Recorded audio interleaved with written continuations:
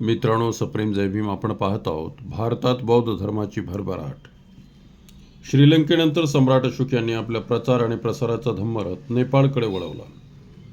त्यांनी 84,000 स्तूप आणि विहार बांधून फार मोठा विक्रम केला. सम्राट अशोकाने अनेक नगरे वसवली. त्यांनी श्रीनगर व नेपाळ देवपत्तनगर ही 2 महाकाय नगरे वसवली. त्यांनी आपली सुपुत्री चारुमतीचा विवाह नेपाळचे क्षत्रिय देवपाल यांच्यासोबत करून दिला. या ठिकाणी सम्राट अशोकाने स्वतः निर्माण केलेला भव्य स्तूप अजूनही तेवढ्याच ऐश्वर्यात दिमाखात उभा आहे.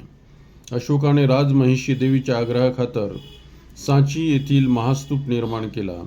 अशा प्रकारे सम्राट अशोक यांनी गंधार, कपिस, थानेसर, काश्मीर, कन्नौज, मथुरा, कुशीनगर, कपिलवस्तू, विशाखा, कौसंबी, वैशाली, पाटलीपुत्र, सारनाथ, नालंदा, बोधगया इत्यादी ठिकाणी भव्य दिव्य स्तूपाची निर्मिती केली. आजही ते स्तूप मोठ्या दिमाखात, ऐश्वर्यात, भव्य दिव्य अशी उभी आहेत.